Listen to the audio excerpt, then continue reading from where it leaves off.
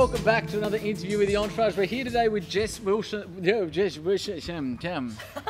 Hello and welcome to another interview with the Entourage. Today we are with the superstar young entrepreneur Jess Wilson, who has launched the app called Stashed. Now Jess has users in over 80 countries. She's been named by Apple as the best new app in 11 countries. She's an absolute superstar who's built an incredible personal brand, been listed in all sorts of awards, including being named by Forbes as one of the top 1,000 people under 30 that are going to change the world in the next 50 years. And I reckon in Jess's case, they've absolutely got it right. Jess, thank you very much for joining us. Thank you for having me. Now, you came to the Unconvention. So we've got you here because you're speaking at the upcoming Unconvention, as well as you just being awesome. Yeah. But you actually came to one a few years ago. I did. It was 3 or so years ago, and I just was like, I want to start something. I didn't know what it was at the time, so I came along 3 years ago, and you guys called me up to come and speak, and now you'll be on the stage. Exactly. I love those full circle moments. Yes. As a spiritual person, I think that those sort of full circle moments is the universe or whatever going, yep, you're on purpose, you're on track, keep going. Yeah, definitely. How does it feel? It's good. I mean, it's very humbling. We've grown a lot in the past year, so it's something that we're constantly excited about, and it's amazing to look back and be like, okay, I was one of the people attending these events 3 years ago, and now I'm someone who's speaking, and I'm getting to share my insights with people that were in the same position as I was 3 years ago. Yeah. So it's very exciting. Very rewarding. Yeah. Jess, I loved your story. Uni dropout, you know, you've been to Silicon Valley a couple of times, you've launched what is now a global brand, you're 23 years of age. Why are you an entrepreneur? Why am I get asked that a fair bit. I don't actually know how to answer that. It's something that I just feel in my gut that I had to do. Yeah. I never really knew that it was called an entrepreneur. I started a company when I was 16. I later found out that was quite entrepreneurial to do. So I found it's just connecting dots. I saw dots in my industry before other people could, and it was just a matter of having the tenacity to connect those and to progress with them. So I guess that's why I fell into this role, essentially. I think that often happens with the best entrepreneurs, right? It's an intrinsic driver, and it's often, you know, a tap on the shoulder by a greater calling going, I reckon you should go in this direction. Yeah, definitely. So you've had so much awesome traction, you know, 80 countries and best new app in 11 of them. What has been the enablers of your growth, do you think? I mean, we focused a lot on PR, and we focused a lot on trying to target the best of the best. So we tend to aim quite high and then just see where we go from there. So from the very beginning, we started to lock in luxury brands. So we locked in Net-a-Porter, we locked in Mr. Porter, Sense.com and Farfetch, which is obviously your luxury brands. Yeah. And that gave us 3,000 luxury brands to work with. And then from there, we had interest from people like David Jones and ASOS and people like that because they wanted to be associated with these brands. And once we had those brands on board, it was the people that they felt a connection to those brands, and we had the user base, which is of Stash. So it's very simplistic, and it's changed the way people are online shopping. So it's very simplistic and it's very centralized, and it's just the right brand alignments and knowing how to voice those brand alignments through PR and through marketing. I'm really looking forward to getting to chat to you about how you achieved that level of PR and that level of brand partnerships. Before we get there, talk to us about what is Stashed. What is Stashed? Stashed is an online shopping iPhone app. So we've simplified and centralized online shopping. We've taken what I think is a very segmented process online. When you shop in a brick and mortar store, you physically go into each individual store because you can't physically be in 2 places at once. Yeah. But with the internet you can, and with online shopping apps you can. So we've centralized everything, and we've changed the way people are interacting with online shopping. So instead of having all these categorizations, so you're shopping shoes, then shirts, then dresses, it's completely randomized, and it's through a swipe process. So if you don't like something, you swipe left and you trash it. And if you do like something, you swipe right and you stash it into a virtual wardrobe. So people get addicted to it. It's insane. I'll have people call me up and be like, I just spent 20 minutes on my lunch break on your app because it's an enjoyable user experience. Totally. Yeah.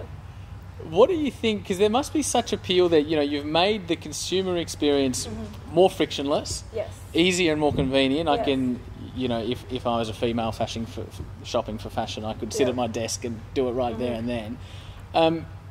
Speak to the elements of the product that you think have been compelling for consumers. Yeah. What, sorry? I'll do that again. And it is such a more enjoyable experience, isn't it? You've taken what would usually require somebody to go to a shopping mall or whatever, and, you know, if I was a female searching for fashion, I could sit at my desk and just do it right there and then. What do you think has been the popular elements and the compelling elements of this product? I'd say it's definitely fashion discovery. we don't have an overly huge amount of categorization on Stash. It's all completely randomized. So you could swipe a shirt and then a pair of shoes and then a dress, and it's just completely randomized. So it's that element of surprise and fashion discovery, and that ease of consumer interaction with the app as well that keeps people coming back. Totally. So let's talk about the PR and the brand alignments and all that sort of stuff. Brands like Net-a-Porter, you know, they're globally recognised brands, and you've managed to establish really strong strategic partnerships with them in what is still a relatively young journey. What have been the keys for you and Stashed to talk at that level and engage at that level? We've gone through set agents that handle set, like your Net-a-Porters and your Mr. Porters, they all come under set groups. Yeah. So once you can lock in them, you've got access to a range of people within that level. So it's just a matter of meeting with them. And because we were quite new in the mobile online shopping space, we were essentially one of the first in Australia to be doing this. So we approached them and said, look, we've got a market of XYZ in Australia. This is what we're doing. This is our team. This is how we plan people to be able to interact with the app. And this is how they'll be seeing your products. And it was just essentially selling that to them and letting them know that they're going to be on the forefront of something. And that's something that those global brands obviously want to be aligned with. So that's how we went about doing that. Love it. So you demonstrated to them that by aligning with you, they'd be at the forefront of this particular technology and your audience. What advice would you give to the viewers watching this in terms of, if you know they're a startup business looking to go out in whatever industry and start a strategic or approach somebody to start a strategic partnership, what do they need to get right? Do your research, know exactly who you're speaking to, down to the person that you're meeting. Literally, I backtracked people from I stalked them on LinkedIn, essentially. Yeah, it's all about the stalking. No, it actually is. I know. So just know exactly who you're speaking to. Go in there and just really deliver, not overly selling your product, but overselling what you're going to be able to do for them. And then it's kind of, your product comes as a bonus because you're getting them all this traction for their brand or their retail store or whatever it is through your product. So it's a matter of flipping the way people are selling in a way to make it appeal a lot more to who you're selling to rather than be to yourself, essentially. Totally. Yeah. And then before we started shooting, you were showing me through the app and some of the awesome publications that you've been involved in, Clio, and all of the PR that you've been, getting. What's been the key to you in amplifying both your personal brand and the brand of Stash through the media? My personal brand has been incredibly important with Stash.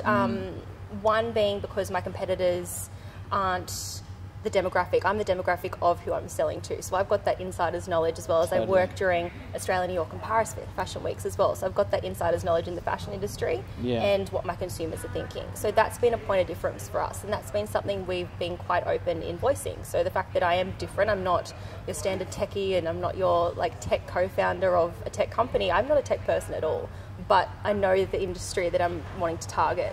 So that's definitely been a point of difference. And then it's been just speaking to these people. I understand how their mind works. So it's a matter of putting together the pictures so I know that's going to benefit their publication. It's a matter of telling my story in a way that people can relate to it. People can want to follow the journey and want to follow Stashed and all that type of thing. Totally. Yeah. Now, you're a relatively young entrepreneur, 23 years of age, which is awesome. Like I'm getting old now, yes. I know as well as anybody that the first 2, 3, 5, 7 years of business are incredibly difficult, and they don't really get any easier.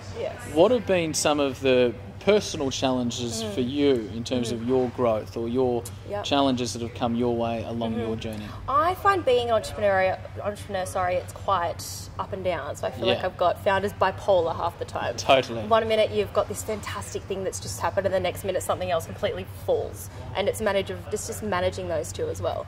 And I think a lot of it is being able to manage your state. So being an entrepreneur, you've got to obviously take on the ups and the downs a lot more than somebody who's in like a 9 to 5 and things like that. So it's being able to consciously be aware of how you're reacting to things, how you manage stress. I meditate quite often, so it's how you just keep yourself on track. I think that's something that people undervalue and don't really look into too much, is how you as yourself are going to be this founder. As your company grows, you need to grow as well. And it's, you need to just keep very on track of how you are as a person as well. And what have you, one of the things I love about business is, as you say, a business won't outgrow its founder. So the company's growth is often very relative to the growth of the founder. Exactly. And that's what I love about the game. What have you learnt about yourself as a person through this journey? I can handle a lot more than what I thought I could. Totally. I'm quite good at attracting the right people. I'm quite good at speaking to the right people at the right time. And I think a lot of it is I've got a knack for really bringing together the right people to help me. I think a lot of it is around your team. Like I said, when I walked in here, I was in the meeting room and everybody was just offering me drinks and wanting to help me out. Like, I love that. Have something. Yeah. And it's just finding the right people to surround yourself with, whether it's just your team and your tech team, or if it's people helping out with marketing and PR, or if it's your mentors. It's just really being specific on who you want to be in your core team and your core people to go to, because they're essentially the ones who are going to help you grow. So important. And I love that you said earlier, you're not a tech person. No. Right? And it's incredible. Not at all. Yeah, incredible. Yeah. For those looking to build their own app, whether it's the central piece of their business or whether it's just an extension of perhaps an offline business, what top 3 tips would you give them in order to launch an app that reaches an audience? First would be to go to different meetups. So go to somewhere like Fishburners and places like that and just speak to these people that know what they're doing. Yeah. I literally walked into this space and had absolutely no idea how I was going to do it, but I knew the end game, I knew where I wanted to be, essentially. So I knew that if you just surround yourself with opportunity, go on to speak to people that are smarter than you, that would be one, definitely. Yeah. Research the space, so figure out who to speak to before you get to that step. So figure out who you need to speak to. And I've done things like I've sent helium balloons attached to a bottle of champagne to people before because I wanted to pick their brain about something. Yeah. So be very specific on who you need to speak to. Yeah. That would be another one. And then figure out if it is a website or if it's an app or if it's Android or if it's iPhone, figure out what your market is and what's going to target them in the best way. So that would be the third. I love it. Hearing you talk, I from what you're saying, I gather that the secret to your success is hustle. Yes, it's hard work. It is. Right? There's no secret sauce going on. There's not. It's freaking hard work and hustle and courage. Yes. Right, and you've got that 100%. in spades. You're coming along to the Unconvention, as we chatted about earlier. What are you going to be talking about on the day? On the day, I wanted to go through a bit of my journey. I've had a lot of ups and downs, so sharing a lot around that. I'm also looking to speak a lot about PR. I've generated a lot of PR the last year or so I'll be speaking about that. And then just tips and what I've learned along the way. So sharing that with people that are just starting out as well. Yeah. And Jess, for those that want to connect with you online or go and get the app, how do they do that? Yep. They can download the app for free on the Apple iTunes store. Yep. And they can connect with me on LinkedIn, Facebook, Instagram. It's Jess May Wilson, at Jess May Wilson. And Stashed App is Stashed App on Twitter, Instagram and Facebook. Jess May Wilson? Yep. M-A-E Wilson. M-A-E Wilson. There we go. There we go. The spelling is what trips us entrepreneurs up. Awesome. Jess, thank you so much for coming in. I really appreciate the discussion. Guys, as you can see, Jess is an incredible young entrepreneur who's dropped out of university and has applied a lot of hustle to her journey along the path. And she has so much to offer, particularly for those of you early on in your journey, around how to navigate the early stages of business and build an incredibly globally recognized brand. Jess, thank you for joining us, and I look forward to chatting with you guys soon.